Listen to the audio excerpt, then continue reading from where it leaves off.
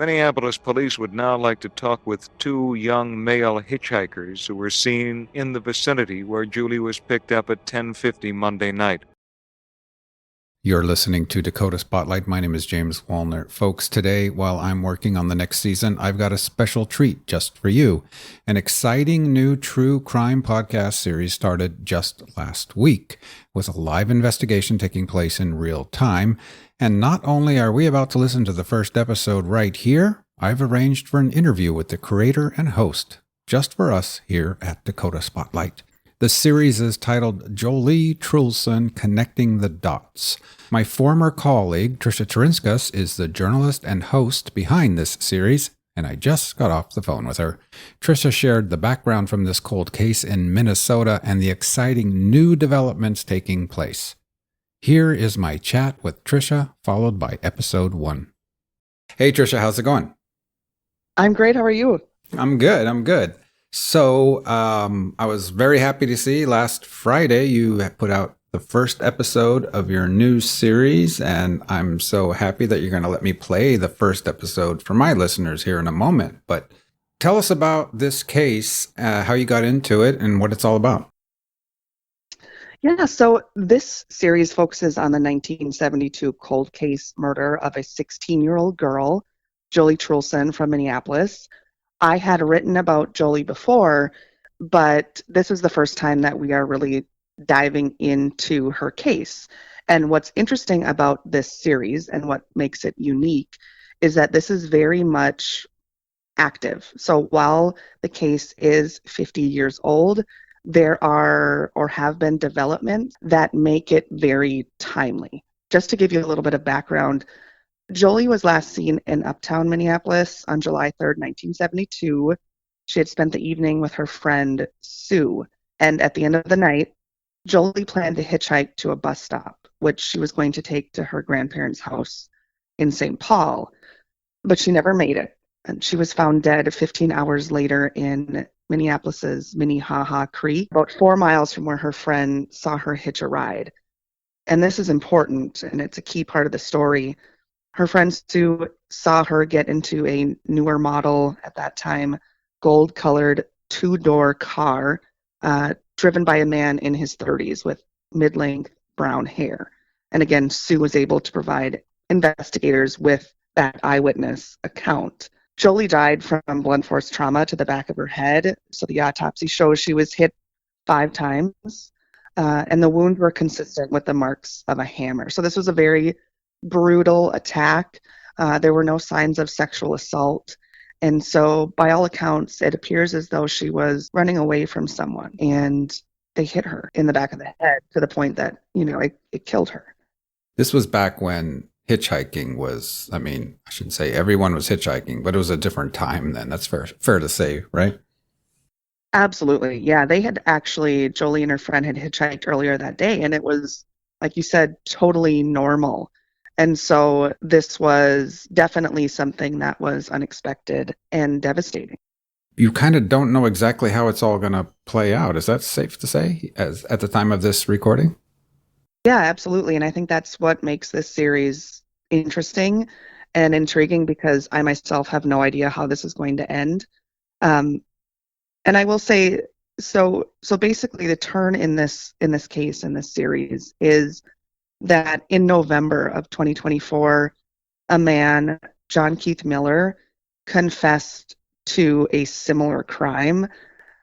He was arrested and told investigators that in 1974, 2 years after Joli was picked up, he picked up a hitchhiker in Uptown Minneapolis, about 2 miles from where Joli had been last seen. That young woman's name was Mary Schlase. She was 25 years old. Mary was on her way from Minneapolis to an art show in Chicago. And so she was hitchhiking like many other women at that time. And later that day, the day that she had been picked up hitchhiking, a man was driving in rural Wisconsin, and he saw a gold-colored, newer model, 2-door vehicle pull over to the side of a dead-end dirt road and dump a body in the ditch. He then watched this man cover this body with snow. And so this eyewitness got a really good look at not only the man, but also the vehicle. He called investigators right away. He told them everything. They actually came up with a sketch of the man, which is now pretty eerie because when you look at photos that we have from John Keith Miller at that time, the sketch matches up. So he got a really good glimpse at this. And now this woman, the body belonged to Mary Shalais. That case had gone cold also for 50 years. But what's different, and you'll learn this as you listen to the series, what's different between Joli's case and Mary's case is that investigators in Dunn County, Wisconsin, where Mary's body was found, they kept critical evidence, and that evidence was used to create a DNA profile from advanced DNA technology that linked Miller directly to this case. And I should say, too, John Keith Miller didn't confess out of remorse or some desire to make amends. He did it only because investigators knocked on his door. He was living at an assisted living facility in Minnesota. They knocked on his door. They showed him photos of a hat he left behind at the scene. And they said, look, we've used DNA. We have your DNA. We have strands of hair from your hat that was left at the scene. And it is irrefutable. This hat belongs to you. And so we also have the description of your vehicle, which we know that you drove at the time, and the description of you. And all of this points to you. And so only after all of that did he confess. So Joli's brother, who you'll hear from in this series, has for decades believed that Mary's case and his sister's case were linked because there were so many similarities. It was a brutal attack. Mary was stabbed 15 times and her body was dumped. She also was not sexually assaulted. Joli obviously wasn't stabbed. She was hit in the head. But both of these cases, there was just this brutality, senseless violence, and obviously the description of the assailant, the vehicle, and the general location of where these women were picked up all lines up. And so when Joli's brother heard that there had been an arrest and confession in Mary's case, he and his family jumped into action. And that's when we connected, because I wrote a story about John Keith Miller because I had the same question that they did, which was, is he responsible for more murder? And I started looking into John, and I remembered, writing about Joli. And so the pieces of the puzzle started coming together. And then Joli's family reached out to me, and we started to work together. And I will say, Joli's family is relentless in their pursuit for truth. They are motivated and they really want answers. Joli's mom is 90 years old and they want to get this solved. You're probably not getting a whole lot of sleep these weeks now while working on this. Is that accurate? Right. And I think especially because everything is unfolding in real time, it's definitely a lot of work. I will say that John Keith Miller has a plea hearing in Mary's case on Thursday, March 27th. And so I will be going to that hearing with Joli's family, covering that. And, that will be a part of this. I will tell you that we don't know what's going to happen at that plea hearing or after. We know that he has said that he is going to plead guilty, but I'll just say that we've been given some information that plea hearing may lead to some new information coming out. So we're really, working up until that point, and then we'll see where the story goes after that. So the season is called Joli Truelson, is that correct? Joli Truelson, Connecting the Dots. Joli Truelson, Connecting the Dots, anywhere you can find your podcasts. Well, this is a super exciting series. We will be following along with you, Trisha. Thank you again so much for spending some time with us. Yeah, thank you, James, and thank you to your listeners. I really appreciate it. After this short break, episode 1 of Joli Truelson, Connecting the Dots.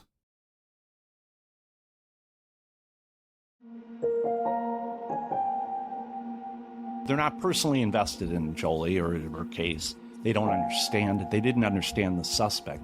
This guy is a psychopath.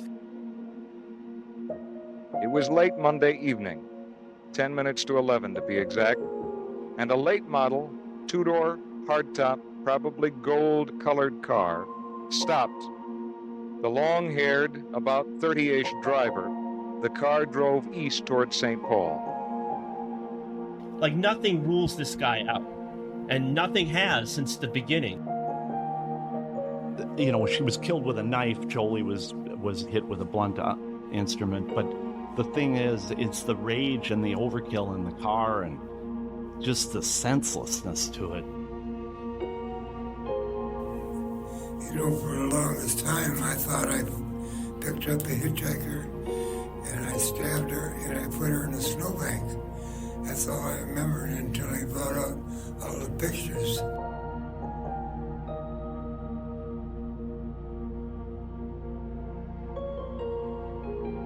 I was aware of Joli Truelson's story for at least a year when I made my way up the sidewalk to what was once her Lake Harriet home in Minneapolis, Minnesota. I was there to meet with her brothers, Thor and Trig. Is that Joli? Yep, and that's Thor. Oh. It's where Joli lived when she was brutally murdered on July 3rd, 1972. I wrote a story on Joli's case in September 2024. The story included the basic facts. Joli was 16 years old when she was picked up while hitchhiking in Uptown Minneapolis. The driver was a man in his 30s with mid-length brown hair, driving a newer model, two-door, gold-colored car. She was found dead 15 hours later with a shattered skull, caused by blunt force trauma to the back of her head. Her body was placed in the shallow waters of Minnehaha Creek by someone, just 4 miles from where she hitched a ride. For more than 50 years, her case has gone unsolved. That wasn't the only story I wrote about Joli, though. Her name came up in a story about a confession in another cold case involving an Uptown Minneapolis hitchhiker. On February 15th, 1974, Mary Kay Schlaese was found deceased in the township of Springbrook, Dunn County. Mary's death at the time was ruled a homicide. I'm happy to report that John K. Miller is in custody here in the Dunn County Jail for her murder 50 years later. That was Dunn County, Wisconsin Sheriff Kevin Bigd at a press conference following the November 7th arrest of John Keith Miller. Miller confessed to brutally killing 25-year-old Mary Schlaese on February 15th, 1974, after investigators knocked on his Owatonna assisted living facility door and presented him with the irrefutable evidence. His DNA profile had been obtained from a winter hat left near Mary's body. He matched the description of the killer. His car did too, and he was being arrested for her murder. After looking at photos of the hat and taking it all in, he told investigators the truth. He picked up Mary while she was hitchhiking in Uptown Minneapolis. When she refused to have sex with him, he became enraged. He stabbed her 15 times. Then he drove her to rural Dunn County, Wisconsin, about 90 miles east of Minneapolis. He dumped her body in a ditch and covered her with snow. On any normal day or hour, Miller's actions would have gone unnoticed. It wasn't a heavily trafficked area, far from it.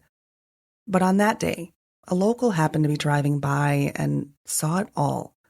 That man immediately called the Dunn County Sheriff's Office and provided investigators in detail a description of the man and his vehicle. The eyewitness described the driver as a man in his 30s, with mid-length brown hair and a mustache. He was driving a newer model, gold-colored, two-door car. When investigators arrived at the scene, they discovered Mary suffered stab wounds to her back, neck, and stomach. Defensive wounds on her hands hinted that she tried to get away. Bruises on her face showed that she had been hit several times. It was a brutal attack. As a reporter who covers cold cases in Minnesota, my first question was, were there other victims?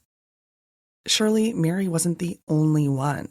So we started to dig into Miller's criminal history and glean what we could about his emotional and psychological state during the 1970s. That path led us to Joli. It turns out Joli's brother, Trig, had thought about these connections in the case for years, decades even. Here's Trig talking about the first time the thought crossed his mind that his sister's case could be connected to Mary's. I was looking around, snooping around the basement and saw this article about the car and something else about Mary. And this is probably late 70s, maybe 1980-ish. And I was sitting down in the basement. I was reading it. It just gave me those little, the hair on the back of your head stand up, kind of creepy. Trig was 1 when his sister was killed. He was too young to remember, but he didn't escape the impact Joli's death had on him and his family. The Truelsons were known throughout the Minneapolis area as both the owners of the famous Porky's restaurants and the family who had lost a daughter and sister far too early. The mystery and sorrow of Joli's death loomed throughout their childhood, rarely spoken about, but always there. Thor was nearly 4 when his sister passed. I remember Joli would always take me on the back of her bike and go ride around the lake, and we'd go get ice cream over at the bandstand, kind of like they still have. That was a common thing. I remember a lot of little bits and snippets of sort of everyday life, just little blow-ups she'd have with my mom and stuff. But I guess I was too young to know really a lot of stuff. I do remember the day that she died. And I remember how upset my mother was. And I remember sort of a hullabaloo, kind of like a situation. And she was all worried. She just grabbed us and threw us in the car. And then we were over at the restaurant, and she was kind of like driving around, and we were at the restaurant, and she just kind of kept us there. And then she found out that she was killed, and she went off. She just went to the lake. And so we were just sitting at the restaurant. And then I think our grandparents came and got us. She was kind of, how would you say? Despondent, I guess you would say.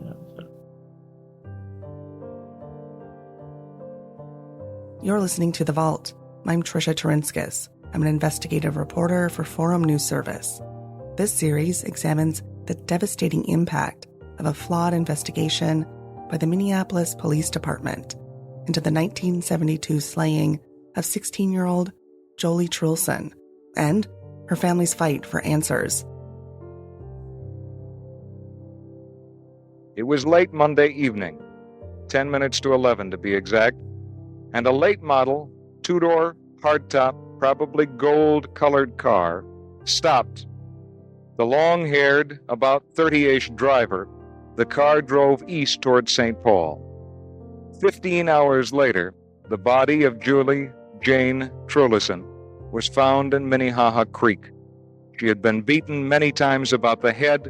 Cause of death was listed officially as massive skull fractures.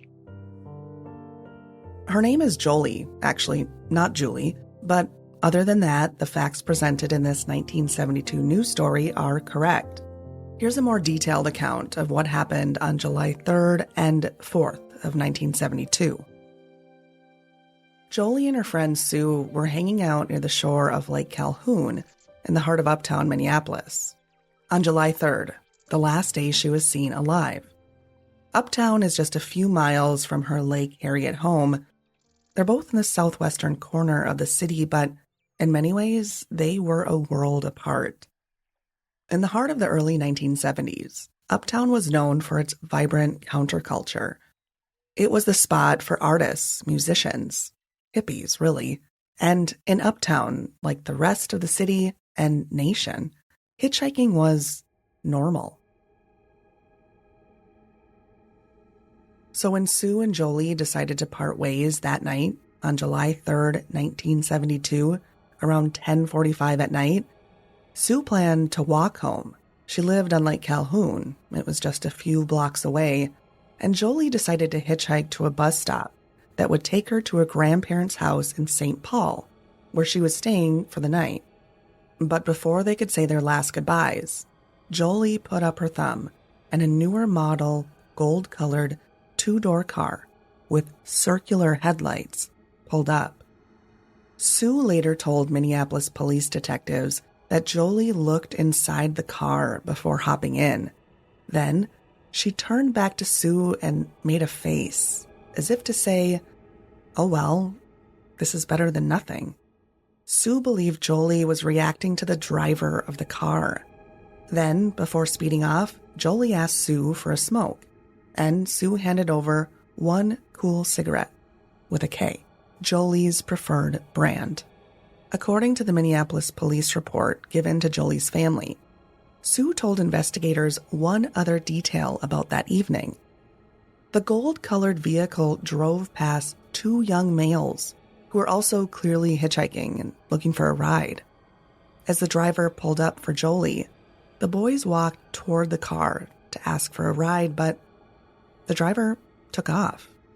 Joli was a sole passenger. Minneapolis police would now like to talk with two young male hitchhikers who were seen in the vicinity where Joli was picked up at 10:50 Monday night. Perhaps they can shed some light on who attacked Joli Truelson. The Minneapolis Police Department received the call at 1:37 p.m. on July 4th, 1972. It was a clear and dry day, with temperatures around 70 degrees, when a young boy was out enjoying the weather and saw the body of a girl alongside a shallow retaining wall. Her body was submerged in roughly 16 inches of water. The location where Joli's body was found was out of sight from any roadways or residential areas. Essentially, she was hidden. Responding officers noted in the police report that two large pools of coagulated blood were discovered near her body. One blood spot, described as 9 inches by 4 inches in diameter, was found 14 feet from the water's edge. The other blood spot, measuring 8 inches long and 1 inch wide, was found 8 feet south of that, roughly 22 feet from the water's edge. 5 feet from that pool of blood, officers noticed what appeared to be drag marks in the ground near a tree where the grass had been worn down. This quickly signaled to officers that this was not an accidental drowning. This was confirmed when investigators examined her body and found two large wounds in the back of her head. Her skull had been shattered. The police report says the wounds were around 2 inches long and, quote, deeply indented. They noted one was in the shape of a half moon, consistent with the mark of a hammer. When Joli's body arrived at the medical examiner's office, they cut her long, brown, straight hair. It revealed 3 more injuries to the back of her head. The medical examiner noted that beneath the 5 visible wounds, Joli's skull had been fractured. The medical examiner stated she likely died almost instantly. This was not caused by a fall. The medical examiner wrote in the report that her clothing remained intact. She was found wearing the same outfit she had worn the night before: a blue jean jacket, a red sweater dotted with musical notes, layered over her blue t-shirt. Her army green pants were properly buttoned and zipped, and her blue and white tennis shoes remained on her feet. There were no signs of sexual assault. She had no marks to her hands or fingernails that would indicate she was fighting off her attacker. The only other injuries, aside from the back of her head, appeared to have been inflicted after she died. The autopsy revealed the following post-mortem injuries: a small bruise near the hairline of the front of her head, bruises on both kneecaps, a bruise on the back of her right shoulder, a bruise on the right side of her spine, and a small abrasion on her right buttocks. That tells us a lot, or it could. It appeared as though Joli had been running away from something, someone, when her life was taken.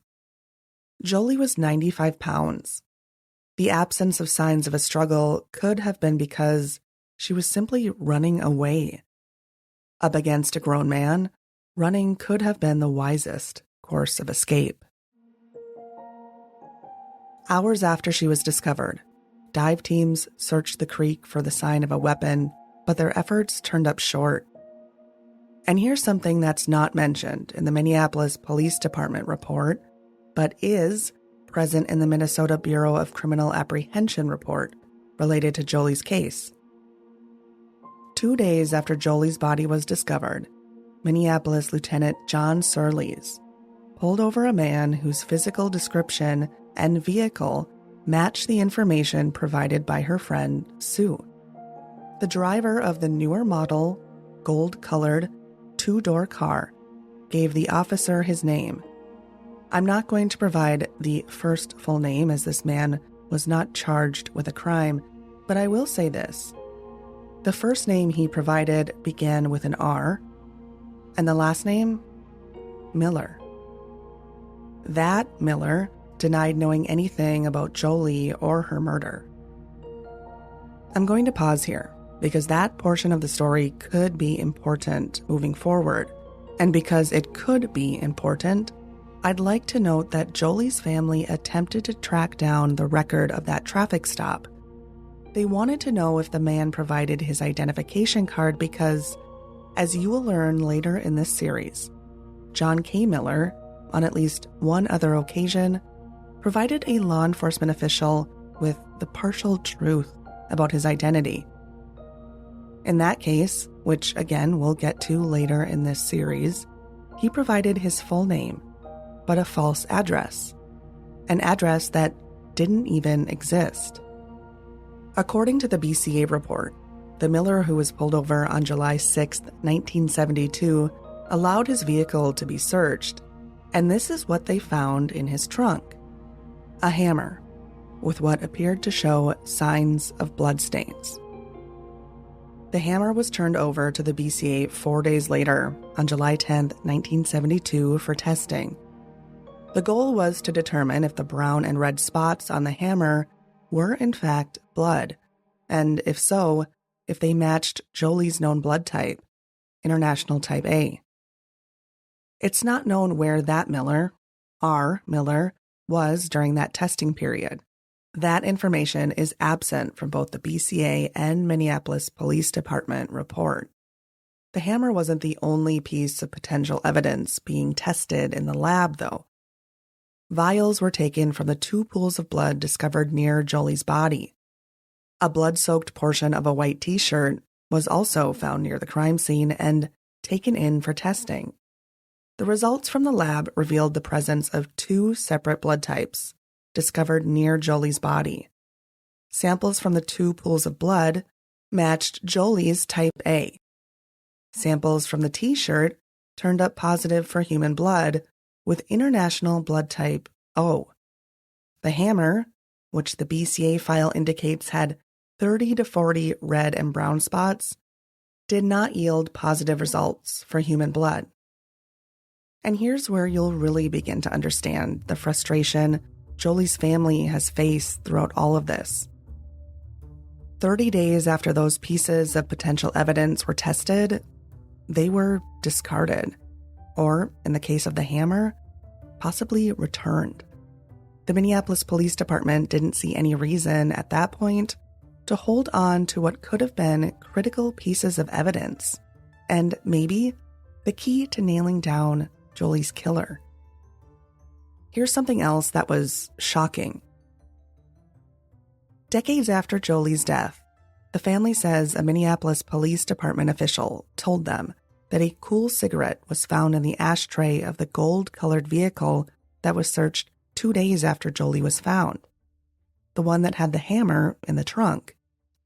What was interesting, they have mentioned that a lot of the stuff was thrown away, that they did say that there was a report about a cigarette butt that they had when they stopped this guy named Miller. There was a cigarette butt in the ashtray. And it was just one cigarette butt. It was a cool cigarette. Well, it tied back to that story when Joli asked for that cigarette before she got in the car, and they hoped to test that cigarette butt or whatever. The guy didn't smoke. Apparently, they, questioned him whether that was anything. I don't know, but there was no mention of the cigarette butt. We are not able to verify that information. That information is not in the portion of the Minneapolis police report that was handed over to Joli's family. It's not in the BCA report either. But remember, it is clear Joli's family wasn't given the full police report. This is reasonable to believe because the information about the hammer or the R. Miller that was pulled over just 2 days after Joli was found was nowhere in the Minneapolis police report. The family saw that information on paper for the first time this year when they obtained the BCA report. For them, that's reason enough to assume that portion of the police file with the information about the cool cigarette, if it exists, is still in the Minneapolis Police Department or went missing. With the evidence destroyed or given away, and a lack of perceived concern or urgency on behalf of the Minneapolis Police Department, Joli's family went on for years, frustrated that there wasn't much that could be done. And that was devastating. Their mother is 90 years old. She's suffering from health complications, and she wants to know what happened to her daughter in the last hours and moments of her life. And that's why, when they heard the news on November 7th, 2024, that there was a confession in Mary Chalais's case, they felt the doors to Joli's case swing wide open. Probably called Thor on Thursday night when Miller was picked up. I would always kind of search out that case because I knew there was DNA evidence that they were working on for years. And I know they had talked about the football player and this and that, but they exhumed Mary's body. So I thought, you know what? This is the only hope because there's absolutely no sense to this. Same car. All it would take for this guy is to drive by. And they knew they had to explore, to the fullest, the possibility that maybe their quest for truth could lead to answers from the mouth of a man already behind bars. In part 2 of this series, available next week. And it's almost, they're throwing up roadblocks. Now it's like they're using the fact that there's no evidence there to say, well, we can't do this or that, or, there's no evidence, so you're screwed no matter what. And that's what's most frustrating, is that they threw away the evidence, now they're using that as an excuse. Did you ever come up to Minneapolis? No. Never? No, hardly ever. If I did, it must have been like for a concert or something, maybe. Okay. But you never drove through there casually? You never had any friends up there? No. Okay. Okay, so here we have him living in Hennepin County around the same time in the early 1970s. That's the same county where Minneapolis is located. So he either doesn't remember living there or he's not telling the truth. Thank you for listening. The Vault is a Forum Communications podcast. For more coverage on Joli Truelson, Mary Chalais, and John K. Miller, visit inforum.com/The Vault. A special thank you to Joli's family members for contributing their voices and research for this podcast series. Stay tuned for part 2, available next week. I hope you guys enjoyed this episode with Trisha and episode 1 of Joli Truelson Connecting the Dots. Episode 2 comes out Friday of this week. Listen to Trisha's show anywhere you get your podcasts by searching The Vault Forum Communications or check out the links in the show notes. Meanwhile, I'll get back to working on season 12. That's all from me. Please be safe out there, and I will see you next time.